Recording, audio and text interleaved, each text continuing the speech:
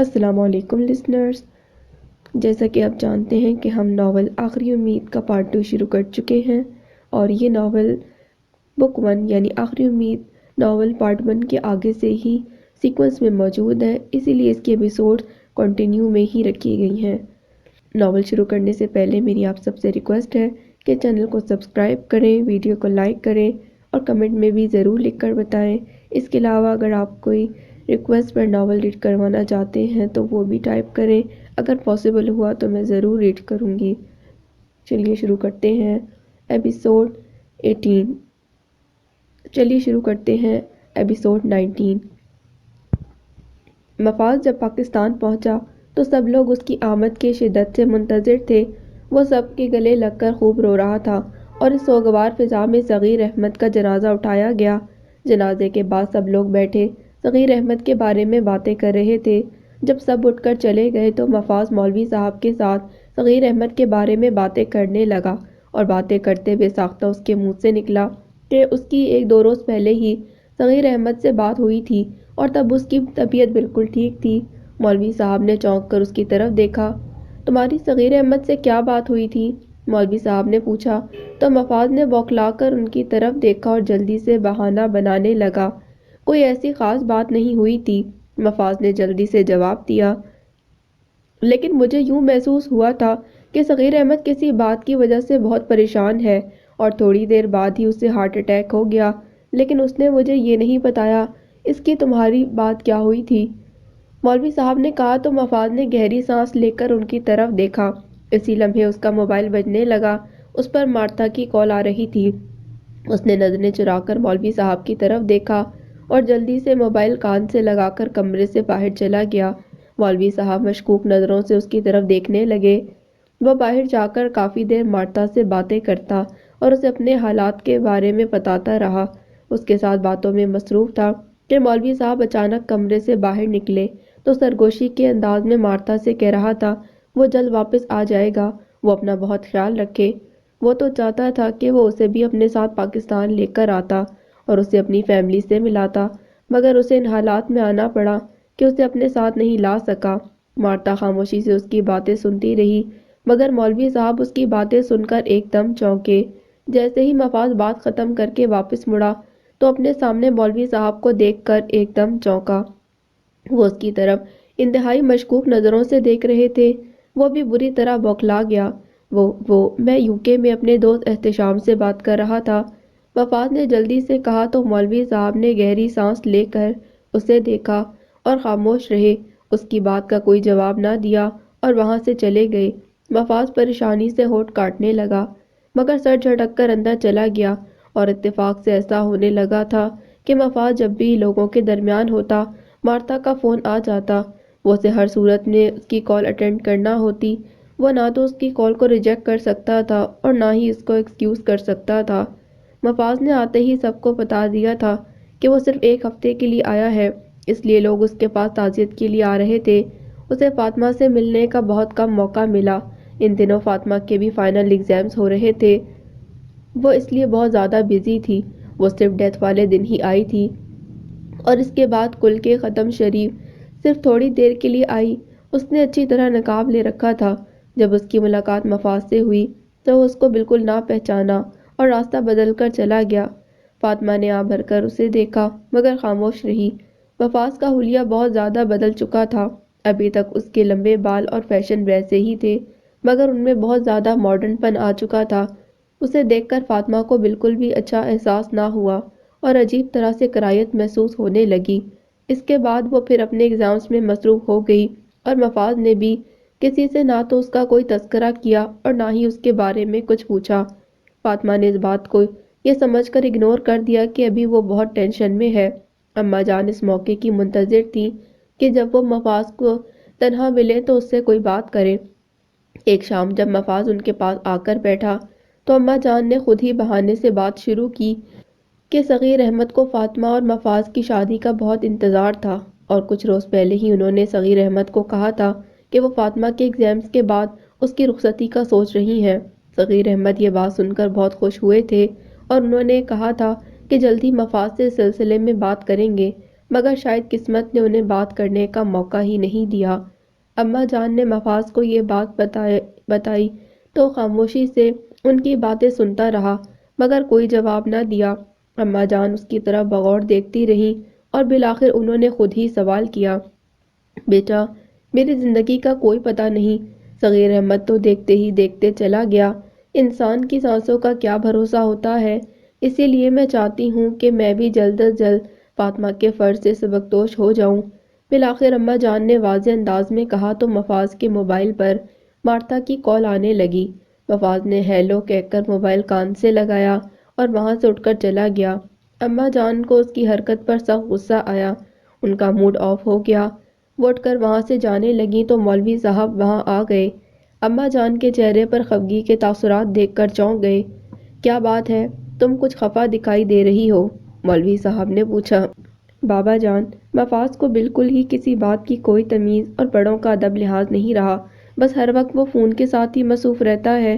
میں اس سے ایک انتہائی اہم مسئلے پر بات کر رہی تھی کہ اس نے میری بات کو سننا گوارا نہیں کیا اور موبائل لے کر باہر چلا گیا۔ اماں جان نے شکایتی لہجے میں کہا تو مولوی صاحب بھی آہ بھر کر ان کی طرف دیکھنے لگے۔ ہاں، میں بھی یہ باتیں مفاز میں محسوس کر رہا ہوں کہ اسے نہ رشتوں کا کچھ احترام رہا ہے، نہ ہی کسی اونچ نیچ کا، اور اس نے ایک بار بھی مجھ سے یا کسی اور سے فاطمہ کے بارے میں کوئی ذکر نہیں کیا۔ اس نے اس کے بارے میں کیا پلان کر رکھا ہے؟ بابا جان، نہ جانے کیوں مجھے یوں محسوس ہو رہا ہے کہ اس لڑکے کے تیور کچھ اچھے نہیں۔ اماں جان نے قدرے فکر مندی سے کہا، کیا اس کی فاطمہ سے کوئی ملاقات یا بات چیت ہوئی ہے؟ آخر وہ اس کی منکوہا ہے۔ بلقیس بانو، ہم ہزار باتیں بنائیں مگر رشتہ تو فاطمہ کو ہی اس کے ساتھ نبھانا ہے، اس لیے فاطمہ جو فیصلہ کرے گی وہ ہمیں منظور ہوگا۔ فاطمہ کو وہ مناسب لگتا ہے یا نہیں، یا اس کے بارے میں کیا رائے ہے، یا مفاز فاطمہ کے ساتھ کیسا رویہ رکھتا ہے، اور اس رویے کے بعد فاطمہ کا کیا فیصلہ ہوتا ہے، فاطمہ کو ہی اس کا فیصلہ کرنا ہے۔ مولوی صاحب نے گہری سانس لیتے کہا، بابا جان، یہ لوگ کب تک اپنی مرضی اور منمانیاں کرتے رہیں گے؟ پہلے بھی ہم نے تمام فیصلوں کا اختیار انہیں دیا تھا، اب ہمیں بھی بڑے ہونے کا اختیار استعمال کرنا چاہیے۔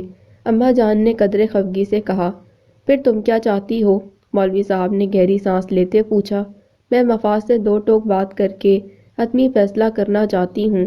میں نہیں چاہتی کہ میری ہیرے جیسی بیٹی ایک شخص کے ہاتھوں رول جائے۔ اماں جان نے آہ بھر کر کہا تو مولوی صاحب خاموش ہو گئے۔ فاطمہ کے ایگزامز ختم ہو چکے تھے اور اماں جان نے خصوصی طور پر اسے کہا تھا کہ اب وہ کچھ دنوں کے لیے صغیر احمد کی طرف چلی جائے، مفاز کے جانے تک وہیں رہے۔ فاطمہ ان کی بات سن کر ایک دم چونکی مگر خاموش رہی۔ کیا مطلب اماں جان، کیا میں وہاں اکیلی رہوں گی اور آپ؟ فاطمہ نے حیرت سے پوچھا۔ نہیں، ہم دونوں ہی وہاں رہیں گے۔ میں تو تمہاری وجہ سے گھر آ جاتی تھی، میں تو تمہیں اس وجہ سے کہہ رہی ہوں کہ مفاز کی وجہ سے بہت لوگ تعزیت کرنے کے لیے آ رہے ہیں، مجھ سے اکیلے سنبھالنا مشکل ہو جاتا ہے۔ صنوبر کی طبیعت بھی کچھ ٹھیک نہیں، وہ اپنے گھر چلی گئی ہے اور تمہاری بہن ننیال میں رہنا پسند نہیں کرتی، اسی لیے اس سچویشن میں ہمیں بھی وہاں سب کو دیکھنا چاہیے۔ اماں جان نے اس کے انداز میں کہا تو فاطمہ کو بالکل محسوس نہ ہوا کہ اماں جان کی کیا نیت ہے۔ ٹھیک ہے اماں جان، جیسی آپ کی مرضی، فاطمہ نے کہا اور خاموش ہو گئی۔ اماں جان فاطمہ کے ساتھ صغیر احمد کے گھر آ گئیں۔ اسی شام فاطمہ جب کچن میں کام کر رہی تھی اور اس نے اچھی طرح چادر لپیٹ رکھی تھی تو مفاز کچن میں آیا اور فاطمہ کو دیکھ کر ایک دم چونکا۔ فاطمہ نے گھبرا کر اس کی طرف پشت کر لی۔ رات کو تم میرے کمرے میں آنا، مجھے تم سے کچھ ضروری باتیں کرنی ہیں، مفاز نے کہا تو فاطمہ نے ایک دم مڑ کر اس کی طرف دیکھا۔ وہ انتہائی خوبصورت لگ رہی تھی۔ مفاز اسے دیکھ کر ایک دم بوکھلا گیا۔ اسے یقین نہیں آ رہا تھا کہ فاطمہ اس قدر حسین ہو گئی ہے۔ نہیں، میرا رات کو آپ کے کمرے میں آنا مناسب نہیں، سب لوگ یہاں موجود ہیں، فاطمہ نے قدرے گھبرائے ہوئے کہا۔ تو پھر کیا ہے، کیا تم کسی اور سے ملنے جاؤ گی؟ میں تمہارا شوہر ہوں، کیا تمہیں مجھ سے ملنے کے لیے سارے زمانے سے اجازت لینے کی ضرورت ہے؟ مفاز نے قدرے خفگی سے کہا، ٹھیک ہے، لیکن ہماری ابھی باقاعدہ طور پر رخصتی نہیں ہوئی، فاطمہ کہہ کر خاموش ہو گئی۔ اس کا مطلب ہے تم مجھ سے ملنے نہیں آؤ گی؟ مفاز نے قدرے خفگی سے پوچھا تو فاطمہ خاموش ہو گئی۔ اسے سمجھ نہ آ رہا تھا کہ وہ اسے کیا کہے۔ مفاد اسے غصے سے گھورتا وہاں سے چلا گیا۔ فاطمہ انتہائی پریشان ہو کر گہری سوچ میں گم ہو گئی۔ اسے سمجھ نہیں آ رہا تھا کہ کیا کرے۔ رات گئے وہ اماں جان کے کمرے میں گئی اور دودھ کا گلاس سائڈ ٹیبل پر رکھا۔ اماں جان بیڈ پر لیٹی تھیں۔ فاطمہ جب باہر جانے لگی تو اماں جان نے اس کی طرف بغور دیکھا۔ اس کے چہرے پر الجھن اور پریشانی کے تاثرات تھے۔ فاطمہ، یہاں آؤ میرے پاس، اماں جان نے قدرے تحکمانہ انداز میں کہا تو فاطمہ قدرے گھبرائی ہوئی ان کے پاس بیڈ پر بیٹھ گئی۔ اماں جان نے بھی بیڈ کی پشت کے ساتھ ٹیک لگائی اور فاطمہ کی طرف بغور دیکھنے لگی۔ کیا مفاد سے تمہاری ملاقات ہوئی ہے یا پھر بات چیت؟ اماں جان نے گہری سانس لیتے پوچھا تو فاطمہ نے ایک دم چونک کر ان کی طرف دیکھا۔ ہاں، وہ کہہ کر خاموش ہو گئی۔ کیا؟ اماں جان نے پھر چونک کر پوچھا تو فاطمہ نے بوکھلا کر ان کی طرف دیکھا۔ اسے کچھ بتاتے ہوئے ہچکچاہٹ سی محسوس ہو رہی تھی۔ اس کے چہرے پر گھبراہٹ اور پریشانی کے تاثرات نمایاں ہو رہے تھے۔ کیا بات ہے؟ تم مجھ سے کچھ چھپانے کی کوشش کر رہی ہو؟ اماں جان نے اس کی طرف بغور دیکھتے سوال کیا۔ اماں جان، مفاد نے مجھے رات کو کمرے میں بلایا ہے کچھ باتیں کرنے کے لیے جو شاید وہ کسی کی موجودگی میں نہیں کر سکتے۔ فاطمہ کہہ کر خاموش ہو گئی تو اماں جان کے چہرے پر ایک دم خفگی کے تاثرات نمایاں ہونے لگے۔ ایسی بھی کیا بات ہے جو وہ تم سے تنہائی میں کرنا چاہتا ہے؟ اماں جان نے قدرے خفگی سے کہا تو فاطمہ آہ بھر کر ان کی طرف دیکھنے لگی۔ معلوم نہیں اماں جان، آپ بتائیے کہ مجھے جانا چاہیے کہ نہیں؟ فاطمہ نے اماں جان کی طرف بغور دیکھتے پوچھا۔ انہوں نے بھی ایک دم چونک کر اس کی طرف دیکھا اور سوچ میں پڑ گئیں۔ ٹھیک ہے، تم چلی جاؤ، مگر اپنے آپ کو اتنا مضبوط رکھنا کہ وہ تم پر کسی بھی طور پر حاوی نہ ہونے پائے، اماں جان نے قدرے ٹھوس لہجے میں کہا تو فاطمہ نے گہری سانس لی، ان کی طرف دیکھا اور خاموش ہو گئی۔ رات گہری ہو رہی تھی جب فاطمہ چادر لپیٹے مفاز کے کمرے میں گئی۔ مفاز شدت سے اس کی آمد کا منتظر تھا اور کمرے میں چکر لگاتے سگریٹ کے گہرے کش لگا رہا تھا۔ اسے فاطمہ پر غصہ آ رہا تھا جو ابھی تک نہ آئی تھی۔ اس نے انتہائی مضطرب ہو کر اپنے بیگ کا لاک کھولا، اس میں سے بیئر کی بوتل نکال کر تھوڑی سی بیئر پی اور بوتل کو واپس بیگ میں رکھ کر لاک کر دیا۔ صوفے کی پشت کے ساتھ سر ٹکا کر وہ اپنے آپ کو ریلیکس کرنے لگا۔ وہ آہستہ آہستہ پرسکون ہو رہا تھا۔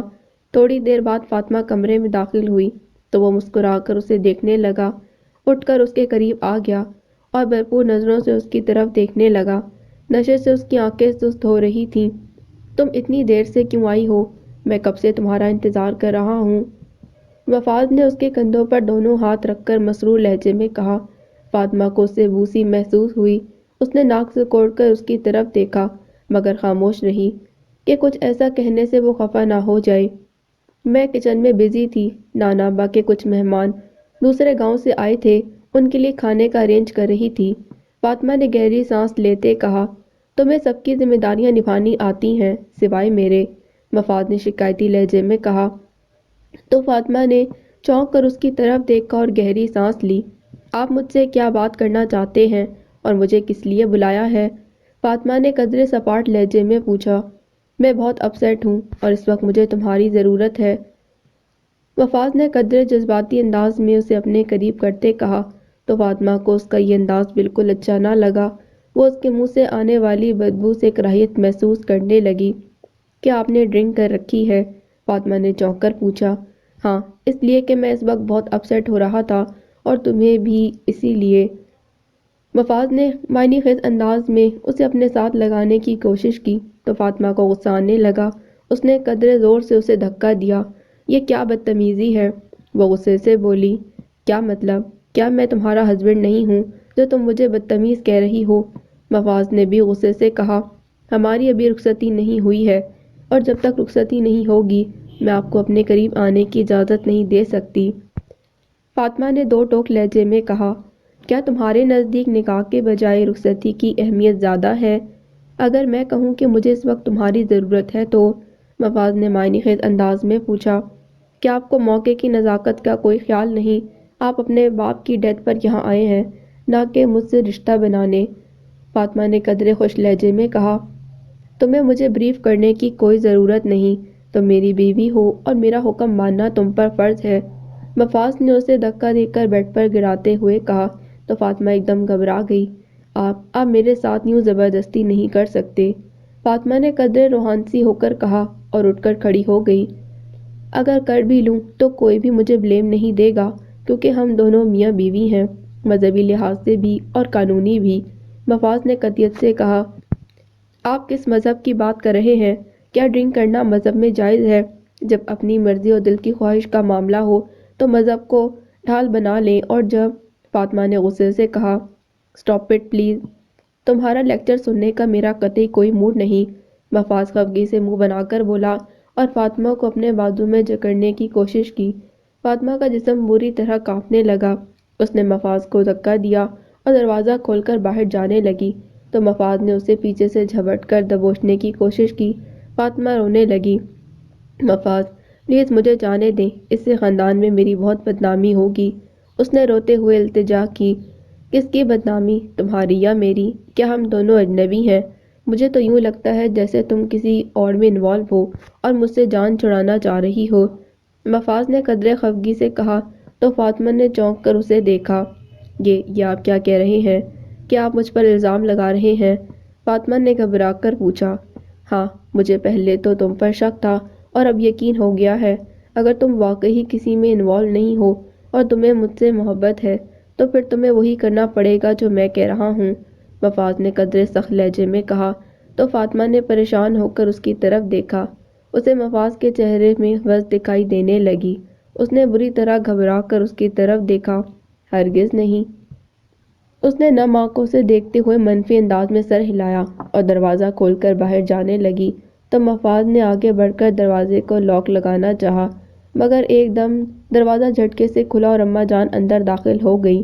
فاطمہ خوف سے کانپ رہی تھی۔ اماں جان کو دیکھ کر فاطمہ ان کے ساتھ لگ کر بری طرح سسکنے لگی۔ فاطمہ کیوں رو رہی ہے؟ اماں جان نے غصے سے مفاز کی طرف دیکھتے پوچھا۔ یہ میری بیوی ہے اور آپ ہم دونوں کے درمیان بولنے کا کوئی رائٹ نہیں رکھتی۔ مفاز نے اماں جان کی طرف دیکھ کر غصے سے کہا، یہ میری بیٹی ہے اور میں اس کی ماں ہوں۔ میرا اور اس کا رشتہ تم سے پہلے کا ہے اور میں تمہیں اپنی بیٹی سونپی نہیں کہ تم اس پر حق جتاؤ۔ اماں جان نے قدرے غصے سے کہا۔ فاطمہ ان کے گلے رکھ کر پھوٹ پھوٹ کر رو رہی تھی۔ فاطمہ، بتاؤ کیا بات ہے؟ اس نے تمہیں ایسا کیا کہا ہے کہ تم یوں رو رہی ہو؟ بتاؤ مجھے، اماں جان نے تحقمانہ لہجے میں کہا تو مفاز نے ایک دم گھبرا کر فاطمہ کی طرف دیکھا اور قدرے لڑکھڑائے ہوئے اس کی طرف بڑھا اور اس کا ہاتھ پکڑنے لگا کہ اماں جان نے بغور اس کی طرف دیکھا۔ کیا تم نے شراب پی رکھی ہے؟ اماں جان نے غصے سے پوچھا۔ کیا شراب کی رٹ لگا رکھی ہے؟ مفاز نے غصے سے پوچھا۔ اماں جان، میں شخص کے ساتھ کبھی نہیں، فاطمہ سسک کر بولی تو اماں جان نے چونک کر اس کی طرف دیکھا۔ کیا مطلب؟ اماں جان نے حیرت سے اس کی طرف دیکھ کر پوچھا۔ اماں جان، جس شخص کو حلال حرام کی تمیز نہ رہے، اسے اچھائی برائی کی کیا تمیز رہے گی؟ میری عزت سے زیادہ اپنی حوث پوری کرنے کی خواہش ہے، فاطمہ نے سسکتے کہا۔ کیا؟ اماں جان نے انتہائی حیرت سے چلاتے کہا۔ تم اس قدر بے غیرت اور گھٹیا ہو جاؤ گے، مجھے یقین نہیں آ رہا۔ تم میری نیک پاک بچی کے بالکل بھی قابل نہیں۔ میں صبح ہی بابا جان سے بات کرتی ہوں۔ اماں جان نے غصے سے مفاز کو دیکھتے کہا۔ نیک پاک، نہ جانے اس کا کس کس کے ساتھ چکر ہے جو اپنے شوہر کی بات کو جھٹلا رہی ہے۔ مفاز نے غصے سے فاطمہ کی طرف دیکھتے کہا۔ بکواس بند کرو، اماں جان نے انتہائی غصے سے اسے تھپڑ لگاتے کہا۔ تو مفاز ہکا بکا انہیں دیکھنے لگا۔ اس کا سارا نشہ ارن ہو گیا۔ خبردار، تم نے میری نیک بچی پر کسی قسم کی تہمت لگائی، میں تمہاری زبان کاٹ کر پھینک دوں گی۔ بدبخت گھٹیا انسان، جو رتی بھر بھی شرم و حیا تھی وہ بھی ختم کر کے آئے ہو۔ اماں جان نے غصے سے اسے ڈانٹتے کہا تو مفاز غصے سے تلملانے لگا۔ چلو فاطمہ، اب اس سے بات کرنے کی بھی ضرورت نہیں۔ اماں جان نے فاطمہ کا ہاتھ پکڑ کر مفاز کو غصے سے دیکھا اور فاطمہ کو لے کر باہر چلی گئیں۔ مفاز غصے سے انہیں گھورنے لگا۔ فاطمہ اماں جان کے کمرے میں بیٹھی زاروں کی طرح رو رہی تھی اور اماں جان بھی انتہائی پریشانی سے اس کی طرف دیکھ رہی تھیں۔ اماں جان نے گہری سانس لے کر اس کی طرف دیکھا اور اس کے قریب آ کر بیٹھ گئیں۔ فاطمہ، اب تمہیں بہت سوچ سمجھ کر فیصلہ کرنا ہے۔ مفاز کا ساتھ ساری زندگی تمہارے لیے کسی عذاب سے کم نہیں ہوگا، کیونکہ تم نے خدا کے راستے پر چلنے کا عہد کیا ہے اور وہ شیطان کے راستے پر چل نکلا ہے۔ جب انسان سرعام حرام کھانے پینے لگتا ہے تو اس کے اندر اخلاقیات ختم ہونے لگتی ہے، نہ آنکھ میں شرم رہتی ہے اور نہ ہی دل میں خدا کی حدود کا احترام۔ پہلے دن سے ہی مجھے تمہارا اور اس کا رشتہ بہت نامناسب اور بے جوڑ لگتا تھا، مگر تم دونوں کو اور خاص طور پر تمہاری خواہش اور خوشی کی خاطر میں خاموش رہی، لیکن جس بات میں کبھی قباحت اور کراہت محسوس ہوتی ہے وہ بالآخر کھل کر سامنے آ جاتی ہے۔ اب تم کیا چاہتی ہو؟ اماں جان نے فاطمہ کی طرف بغور دیکھتے پوچھا۔ میں نے ہمیشہ اس کی محبت کو دیکھا، اس پر اعتبار کیا، اس کی ساری خامیوں کو نظر انداز کیا۔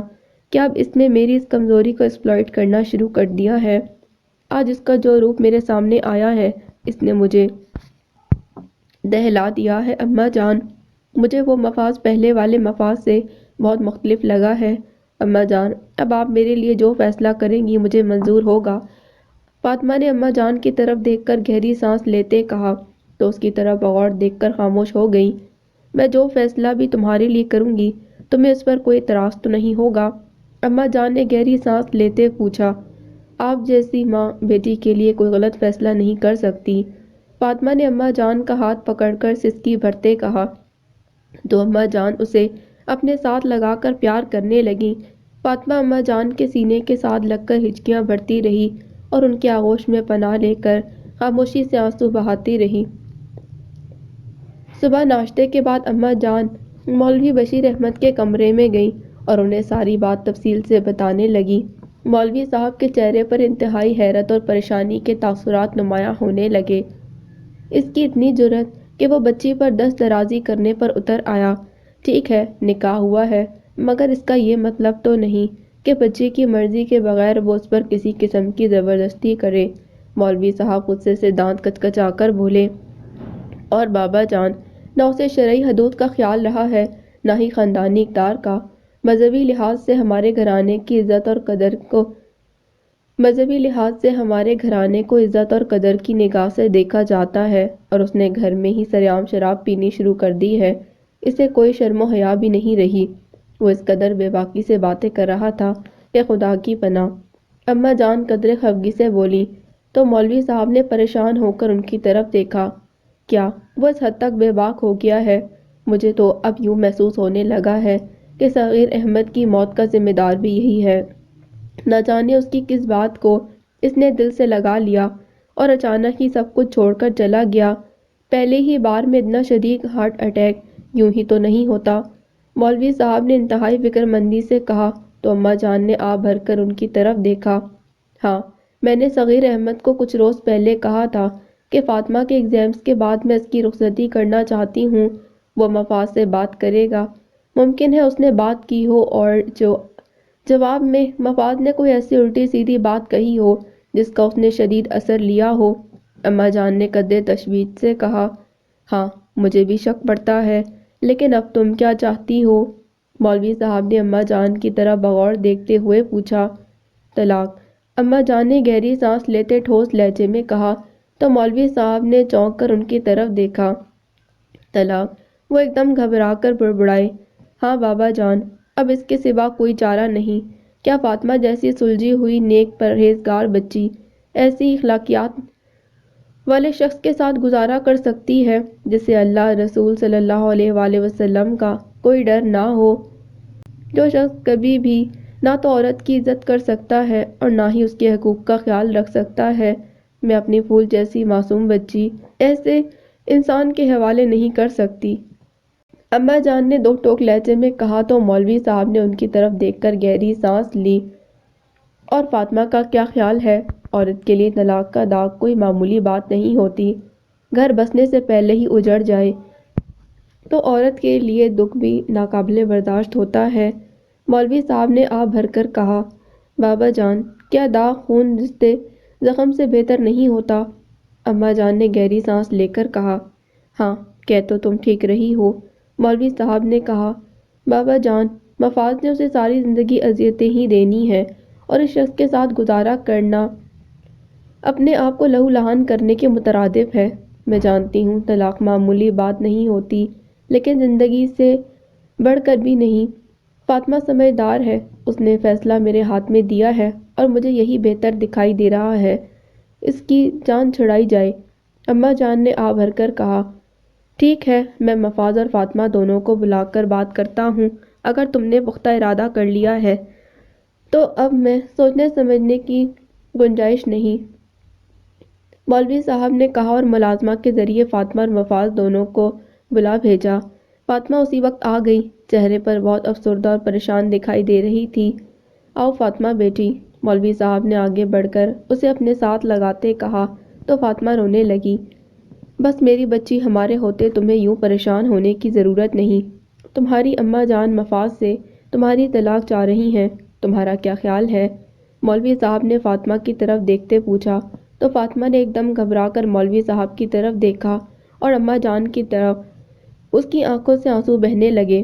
بیٹا، ہم کوئی زبردستی نہیں کر رہے، تم بتاؤ تم کیا چاہتی ہو؟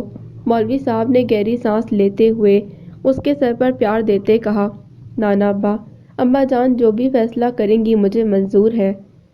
فاطمہ نے اماں جان کی طرف آہ بھر کر نم آنکھوں سے دیکھتے کہا تو اماں جان نے پرسکون انداز میں گہری سانس لی۔ اسی لمحے مفاز کمرے میں داخل ہوا۔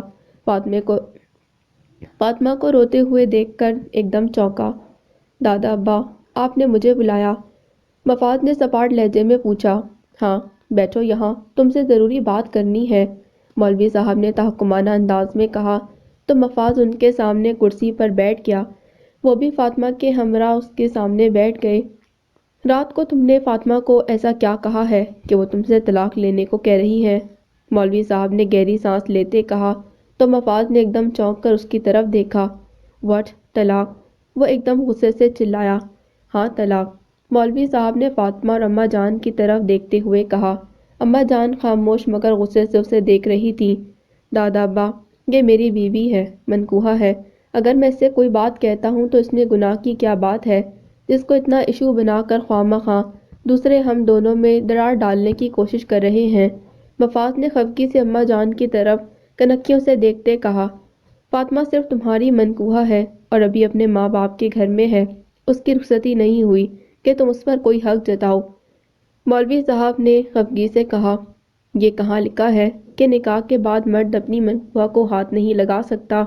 مفاز نے قدرے بے باکی سے کہا تو مولوی صاحب کو بھی غصہ آ گیا۔ اور یہ کہاں لکھا ہے کہ شراب پی کر تم اپنی منکوحہ کو بہانے سے کمرے میں بلاؤ اور اس کی مرضی کے بغیر اس پر دست درازی کرنے کی کوشش کرو؟ کیا تم میں اخلاقیات، مذہب کی کوئی شرم و حیا باقی نہیں رہی؟ لندن جا کر تو تم بالکل ہی بے حیا ہو گئے ہو، مولوی صاحب نے غصے سے چلاتے کہا تو وہ ایک دم گھبرا گیا۔ میں نے کوئی شراب نہیں پی رکھی تھی، یہ پھپھو جان نے جان بوجھ کر شوشہ چھوڑا ہے، یہ شروع سے ہی میرے اور فاطمہ کے رشتے کے خلاف ہے۔ مفاز نے اماں جان کی طرف دیکھ کر غصے سے کہا، تو کیا میں جھوٹ بول رہی ہوں؟ اور اماں جان نے غصے سے پوچھا، ہاں، آپ مجھ میں اور فاطمہ میں جدائی ڈالنے کی کوشش کر رہی ہیں۔ مفاز نے غصے سے کہا، کیا کہا؟ اور میں کیوں تم دونوں میں جدائی ڈالنے کی کوشش کروں گی؟ اماں جان نے غصے سے چلاتے کہا، اس لیے کہ آپ شروع دن سے میرے اور فاطمہ کے رشتے کے خلاف تھیں، ہر وقت میرے بابا جان کو بھی پیغامات دیتی رہتی تھیں کہ میں جلد از جلد فاطمہ سے شادی کر کے اسے لندن لے جاؤں، جبکہ انہیں اچھی طرح معلوم بھی تھا کہ ڈاکومنٹس کے بغیر میں اسے وہاں نہیں بلا سکتا، مگر انہوں نے بابا جان کو اتنی ٹینشن دی کہ انہیں ہارٹ اٹیک آ گیا۔ ان کی موت کی بھی یہی ذمہ دار ہے اور اب ہماری زندگیوں کو بھی یہی برباد کرنا چاہتی ہیں۔ دادا ابا، یہ ہم دونوں کی خوشیوں کو برباد کرنا چاہتی ہیں، یہ ہم دونوں میں فساد ڈال رہی ہیں۔ مفاز نے قدرے غصے سے اماں جان کی طرف دیکھتے کہا، بکواس بند کرو، تم جیسا بدکماش بد کردار شخص ہر گناہ کر سکتا ہے، جھوٹ بولنا تمہارے لیے کیا معنی رکھتا ہے؟ اماں جان نے بھی غصے سے کہا، نانا ابو، انہوں نے رات کو واقعی شراب پی رکھی تھی، مجھے خود ان کے منہ سے بو آ رہی تھی۔ فاطمہ نے بھی جلدی سے کہا، دادا ابا، یہ بھی پھپھو کے ساتھ ملی ہوئی ہے، دونوں میرے خلاف سازش کر رہی ہیں، یہ کیوں نہیں کہتی کہ تمہارا کسی اور کے ساتھ چکر ہے اور تم دونوں ماں بیٹی مجھ پر الزام لگا کر اپنا الو سیدھا کرنا چاہ رہی ہو؟ مفاز نے غصے سے کہا، کیا بکواس کر رہے ہو؟ فاطمہ جیسی نیک بچی کی شرافت کا سارا زمانہ گواہ ہے اور تم اس پر اتنا گھٹیا بہتان لگا رہے ہو۔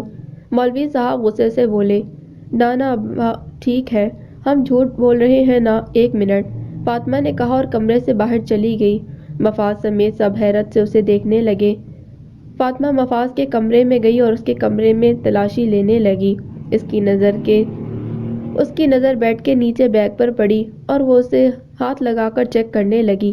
اس نے گہری سانس لی، بیگ اٹھا کر کمرے سے باہر نکل گئی۔ جب وہ بیگ لے کر مولوی صاحب کے کمرے میں داخل ہوئی تو مفاز اسے دیکھ کر ایک دم بوکھلا گیا۔ فاطمہ نے بیگ مولوی صاحب کے سامنے رکھا۔ نانا ابا اس بیگ کو کھولیں اور پھر پتہ چل جائے گا کہ کون جھوٹ بول رہا ہے۔ فاطمہ نے مفاز کی طرف دیکھ کر گہری سانس لیتے کہا، کیوں، اس میں کیا ہے؟ مولوی صاحب نے حیرت سے پوچھا۔ کچھ نہیں، مفاز ہکلا کر بولا۔ اگر کچھ نہیں تو اسے کھولنے میں بھی کوئی حرج نہیں ہوگا۔ مولوی صاحب نے مفاز کی طرف دیکھتے کہا، اس میں کچھ بھی ایسا نہیں۔ مفاز نے گھبرا کر کہا، کھولو اسے، میں خود دیکھنا چاہتا ہوں۔ مولوی صاحب نے تحکمانہ لہجے میں کہا تو مفاز نے قدرے خفگی سے فاطمہ کی طرف دیکھا۔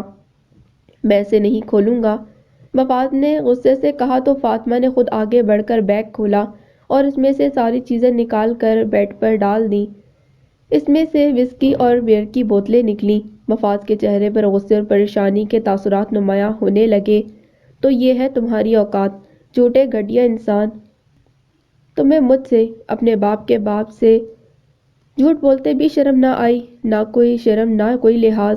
پہلے بلقیس بانو تم سے فاطمہ کے لیے طلاق مانگ رہی تھی، اب میں خود تم سے کہتا ہوں کہ ابھی اور اسی وقت میری بچی فاطمہ کو طلاق دو، تم اس کے قابل ہی نہیں ہو۔ مولوی صاحب نے غصے سے چلاتے کہا، یہ بھی میرے قابل نہیں؟ یہ کیا سمجھتی ہے کہ پوری دنیا میں یہی میرے لیے ہے؟ اس سے لاکھ گنا اچھی، خوبصورت اور امیر لڑکی میری بیوی ہے۔ مفاز نے غصے میں ایک دم کہا تو اماں جان اور مولوی صاحب نے چونک کر اس کی طرف دیکھا۔ کیا؟ مولوی صاحب چلاتے ہوئے بولے، کیا تم نے وہاں شادی کر رکھی ہے؟ اماں جان نے حیرت سے پوچھا۔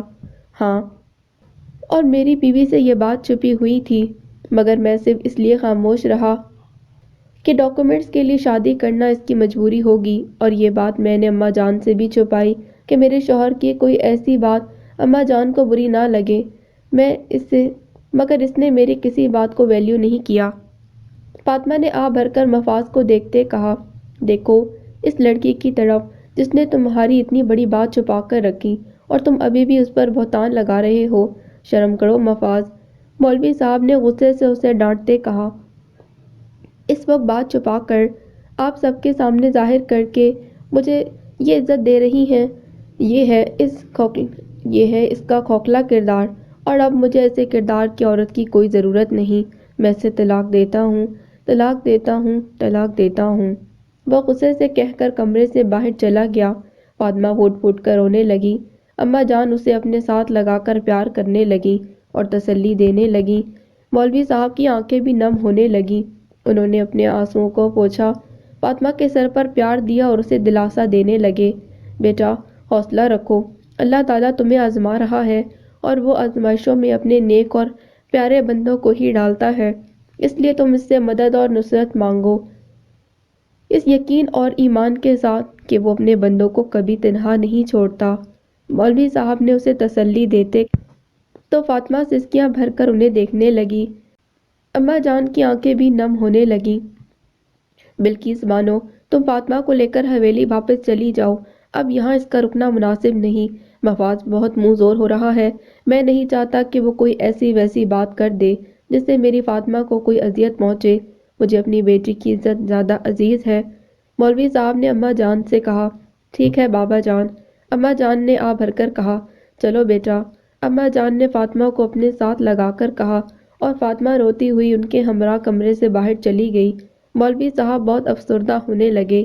اگلے 2 روز مفاز بھی نہیں دکھائی دیا۔ یوکے جانے سے پہلے وہ مولوی صاحب کے کمرے میں آیا، طلاق کے کاغذات ان کی طرف بڑھائے، یہ فاطمہ کی طلاق کے کاغذات ہے، اور اب میں واپس جا رہا ہوں، کبھی نہ واپس آنے کے لیے، اب یہاں میرا کوئی نہیں، آپ سب سے میرا تعلق ختم۔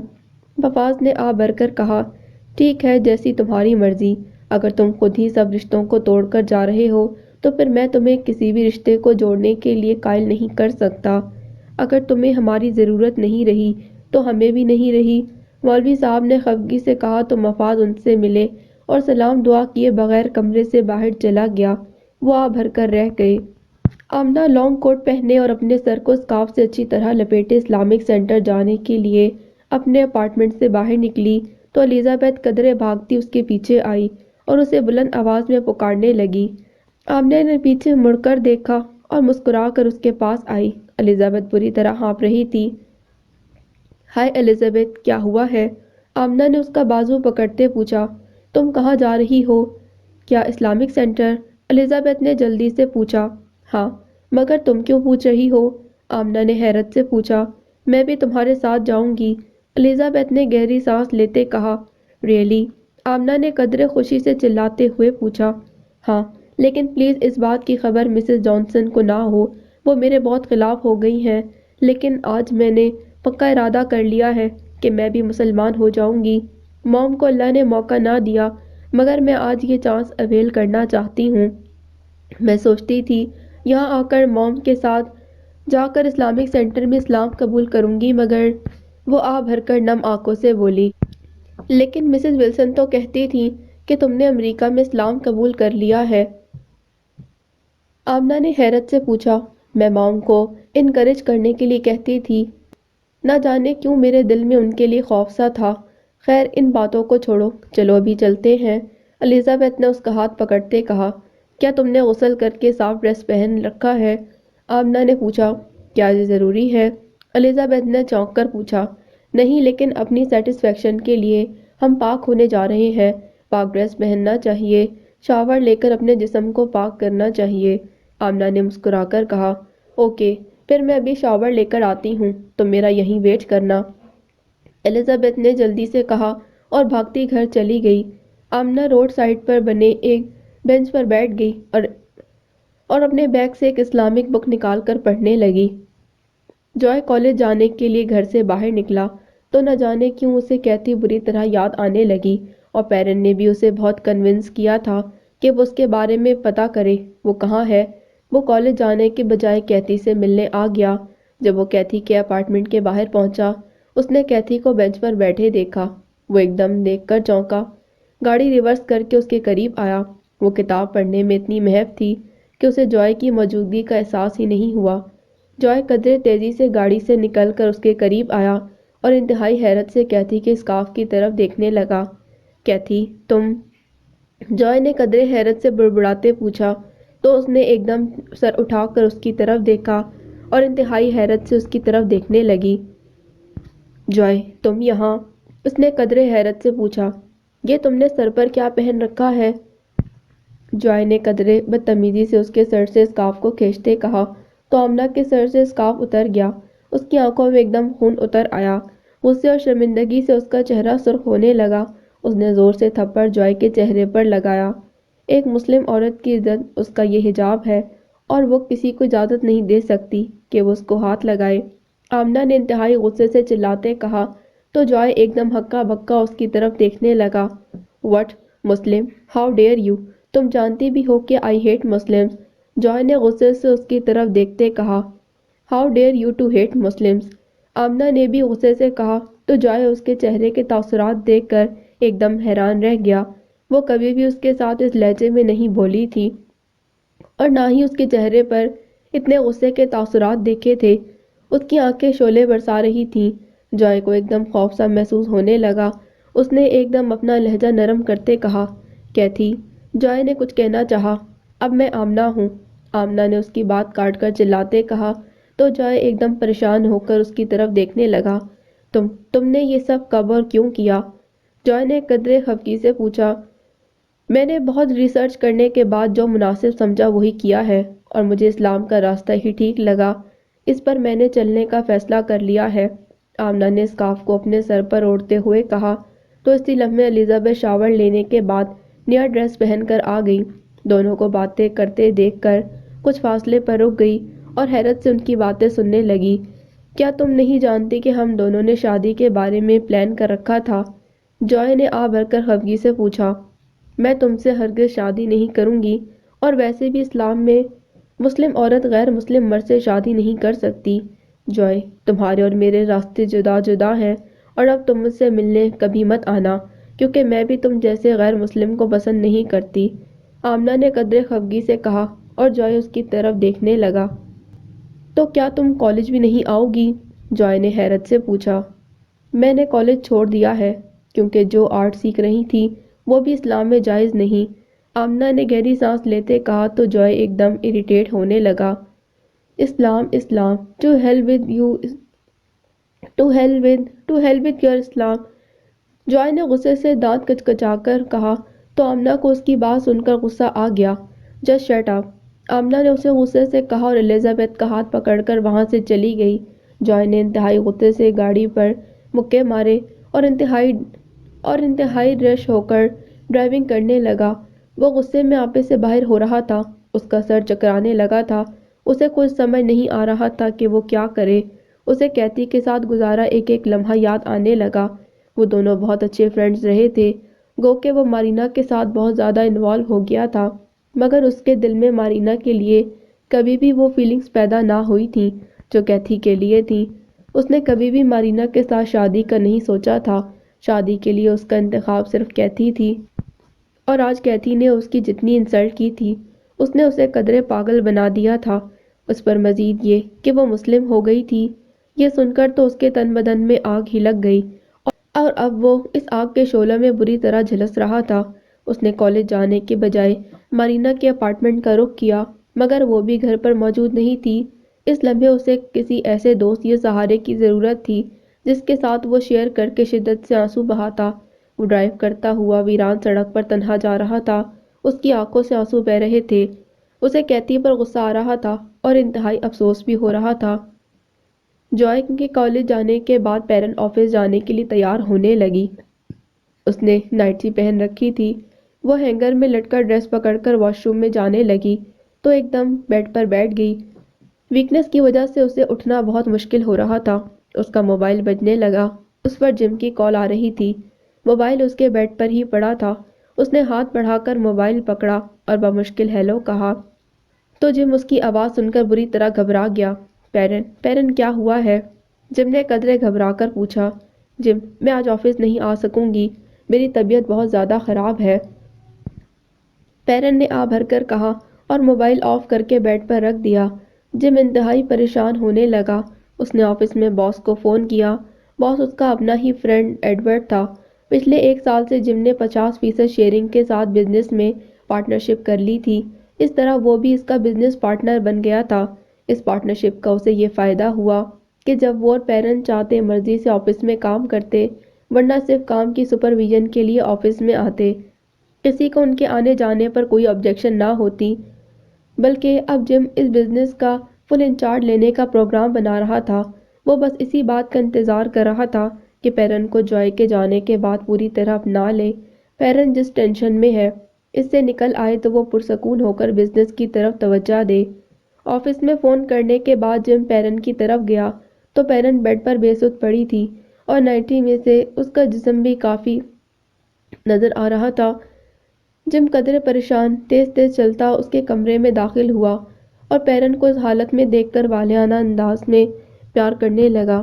پیرن، مائی ڈارلنگ، مائی سویٹ ہارٹ، تمہیں کیا ہو گیا ہے؟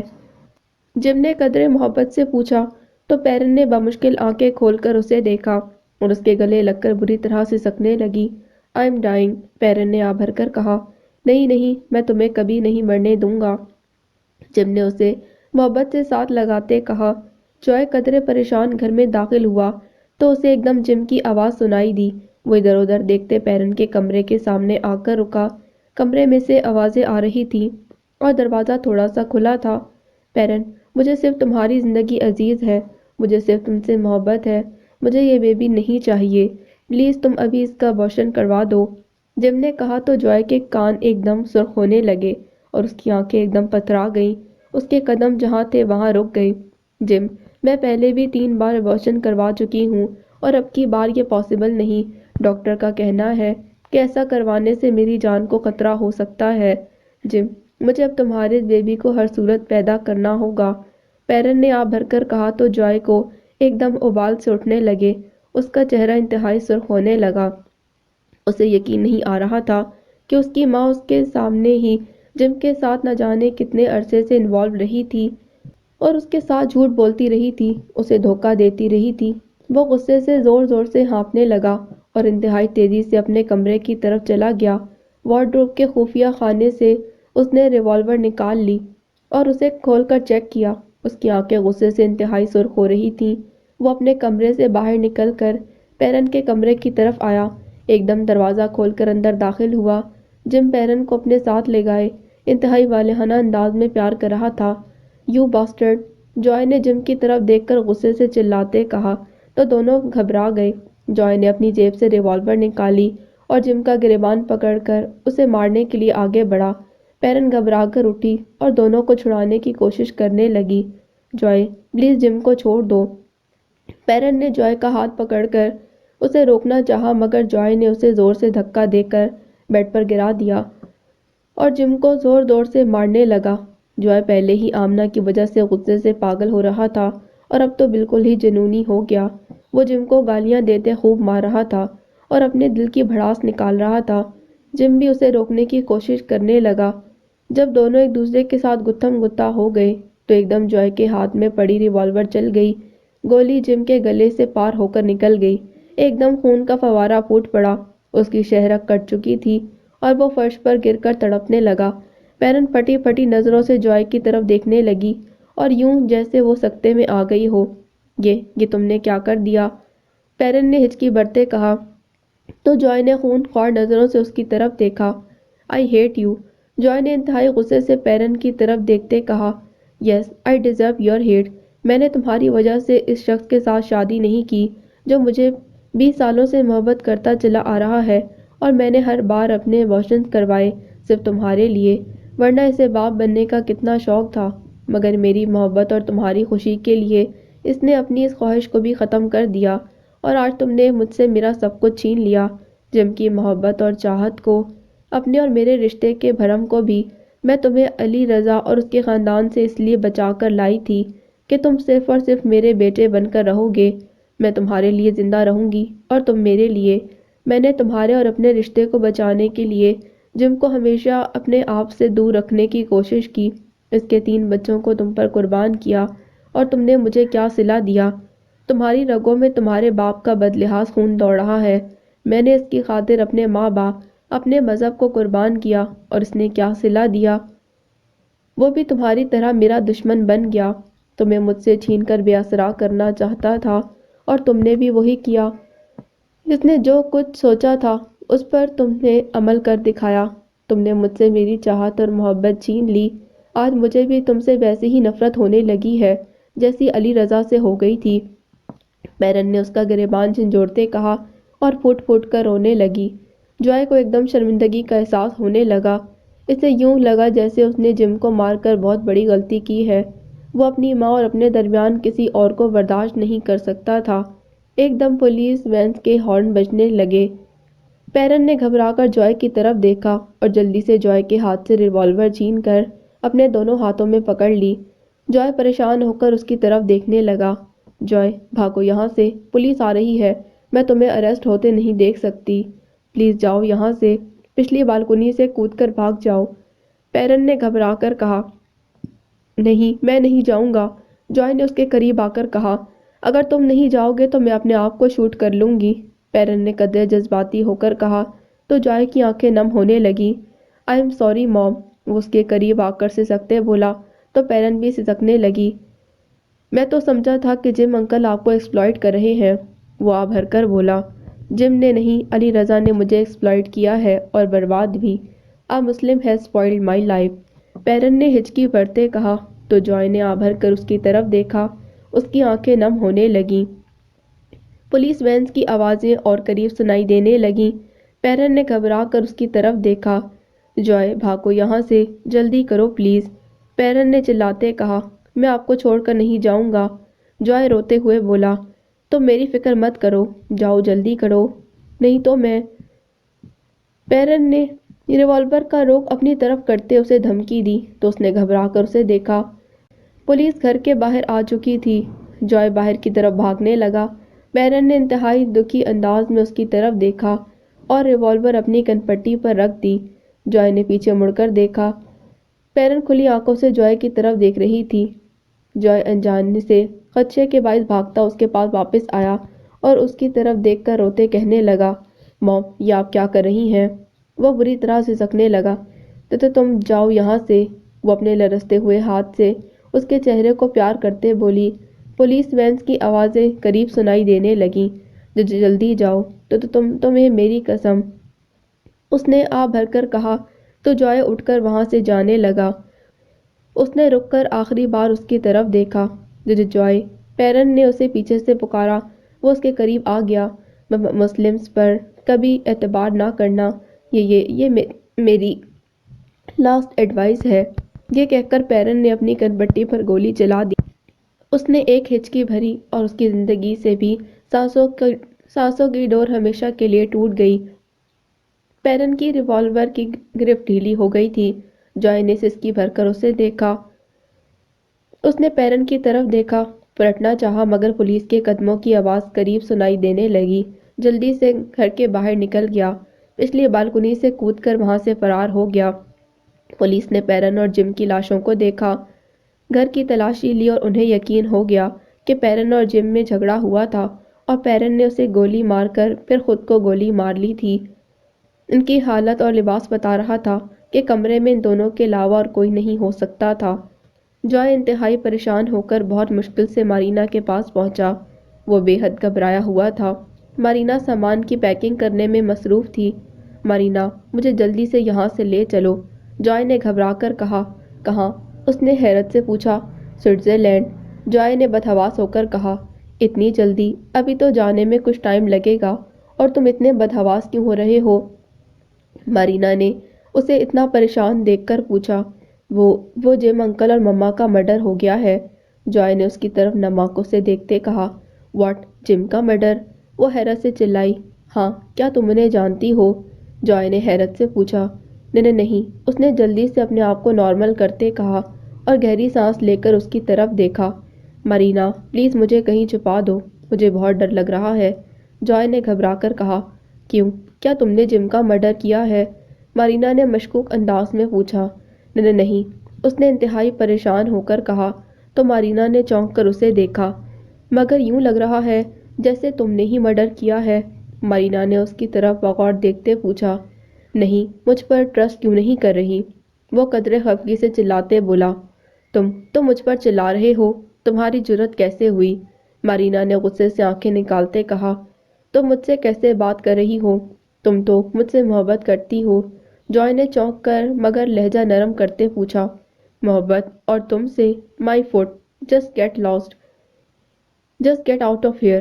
مجھے تم جیسے باسٹرڈ سے کوئی محبت نہیں." مارینا نے اسے دھکا دیتے کہا تو جوائے کو غصہ آ گیا۔ "Shut up you!" وہ غصے سے چلایا تو مارینا نے اسے دھکا دے کر اپنے اپارٹمنٹ سے باہر نکال دیا اور اس کا پاسپورٹ اس کی طرف پھینکا۔ دروازے کو لاک لگا لیا۔ مسکرا کر اپنا موبائل چیک کرنے لگی۔ "گڈ، آج صبح ہی جم نے اماؤنٹ میرے اکاؤنٹ میں ٹرانسفر کر دی تھی اور جوائے کو مارنا چاہتا تھا، خود ہی مر گیا اور میری بھی جوائے سے جان چھوٹ گئی، پیسہ بھی میرے ہاتھ آ گیا۔ Very good Marina, wonderful job." اس نے مسکرا کر اپنے آپ کی تعریف کی اور بھرپور انداز میں کہکا لگا کر ادھر ادھر دیکھنے لگی۔ جوائے کو سمجھ میں نہیں آ رہا تھا کہ وہ اس وقت کہاں جائے۔ وہ انتہائی شدید ڈپریشن میں تھا، گھر میں بھی نہیں جا سکتا تھا اور نہ ہی کہیں اور۔ مارینا نے اس کے ساتھ جو کچھ کیا تھا، اسے یقین نہیں آ رہا تھا کہ وہ اس کے ساتھ شدید محبت کرتی تھی۔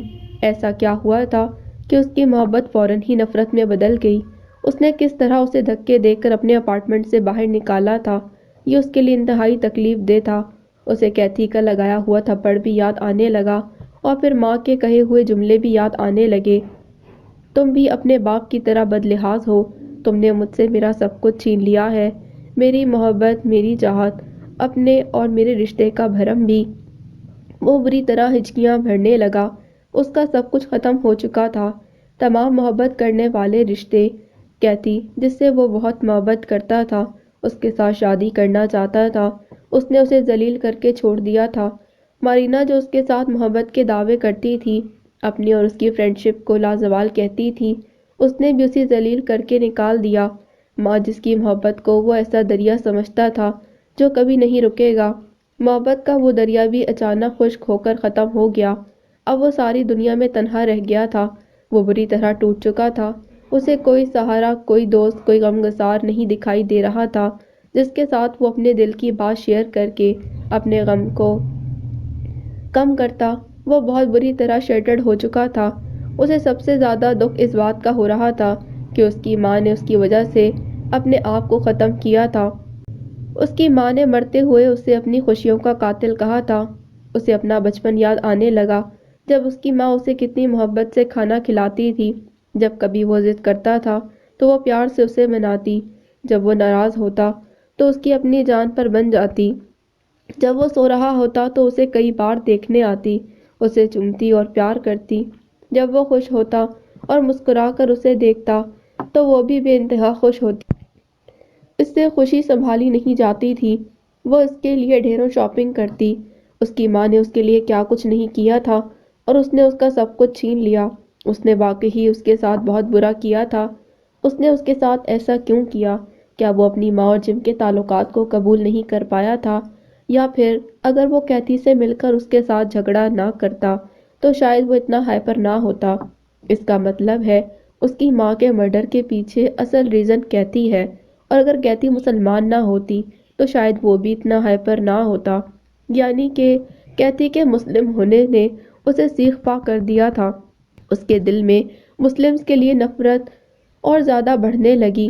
اس کا دل اور دماغ نفرت، غم اور غصے سے بری طرح کھول رہے تھے۔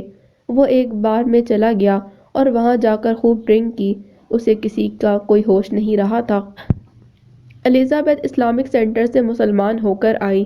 اس کا نام عائشہ رکھا گیا، اور اس نے جیسے ہی مسٹر اینڈ مسز جانسن کو اس کے بارے میں بتایا، انہوں نے غصے سے دیکھ کر منہ پھیر لیا اور لا تعلقی کا اظہار کیا۔ وہ انہیں چھوڑ کر باہر آئی۔ اس کے پاس کوئی ٹھکانہ نہ تھا۔ آمنہ اسے اپنے گھر لے آئی اور تسلیاں دینے لگی۔ عائشہ، تم ہمت نہ ہارو اور بالکل پریشان نہ ہو۔ مسلمان بن کر تمہارے دل کو جو اطمینان اور سکون نصیب ہوگا، اس کے سامنے یہ ساری پریشانیاں بہت معمولی ہیں۔ جب یہ احساس ہوتا ہے کہ تمہارے ساتھ تمہارا اللہ ہے اور تم اس کے راستے میں تکلیفیں اٹھا رہی ہو، تو ان تکلیفوں میں بھی ایک لذت محسوس ہوتی ہے۔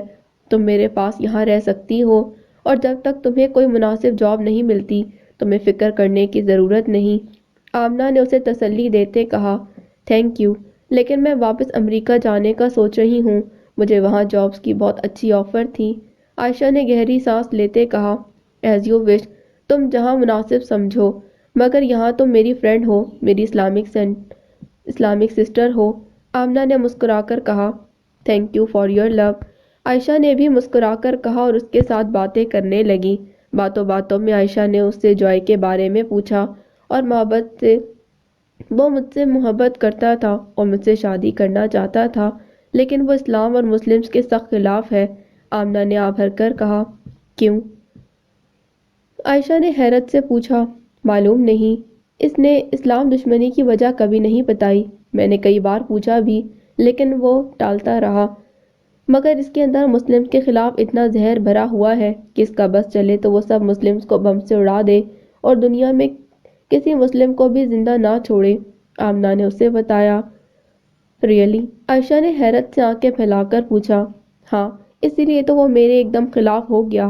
جب اسے پتا چلا کہ میں مسلم ہو گئی ہوں، اس نے اپنے سارے تعلقات، فرینڈ شپ، محبت، سب کچھ بھلا دیے، اور میں اسے ایک دم سخت بری لگنے لگی کیونکہ میں مسلم ہوئی ہوں۔ آمنہ نے آہ بھر کر کہا، کیا تمہیں اس کے جانے کا افسوس ہو رہا ہے؟ آف کورس، تم نے اس کے ساتھ لائف کے بارے میں پلاننگ تو کی ہوگی۔ عائشہ نے کریدتے پوچھا، اگر میں مسلم نہ ہوتی اور وہ مجھے چھوڑ کر چلا جاتا تو شاید مجھے شدید دکھ محسوس ہوتا، مگر اب مجھے کوئی ملال نہیں ہو رہا۔ آمنہ نے گہری سانس لیتے کہا، کیوں؟ عائشہ نے چونک کر پوچھا۔ اس لیے کہ جب اللہ کہتا ہے کہ تمہارا جینا، تمہارا مرنا، تمہاری محبت اور نفرت سب کچھ میرے لیے ہونی چاہیے، تو پھر دل خود بخود مطمئن ہونے لگتا ہے۔ اب تم ریسٹ کرو، میں تمہارے لیے کافی بنا کر لاتی ہوں۔ آمنہ نے کہا اور مسکراتی کمرے سے باہر چلی گئی۔ رات کو جب وہ اپنے کمرے میں سونے کے لیے گئی تو اسے جوائے کی حرکت پر انتہائی افسوس اور غصہ آنے لگا۔ جب اس نے اس کے سر سے حجاب اتارا تھا، اس کی آنکھیں نم ہونے لگیں۔ معلوم نہیں تم مسلم سے کیوں اتنی نفرت کرتے ہو۔ کاش تم مجھے موقع دو تو میں تمہیں بتا دوں کہ تم کتنی بڑی نعمت کو ٹکرا رہے ہو۔ تمہیں احساس ہی نہیں کہ اسلام دنیا کے لیے کتنی بڑی رحمت اور نعمت ہے، مگر تم لوگوں کے دلوں پر اللہ نے مہر لگا دی ہے۔ وہ واقعی ہی گونگے، بہرے اور اندھے بن جاتے ہیں، ہدایت ان پر کبھی اثر نہیں کرتی۔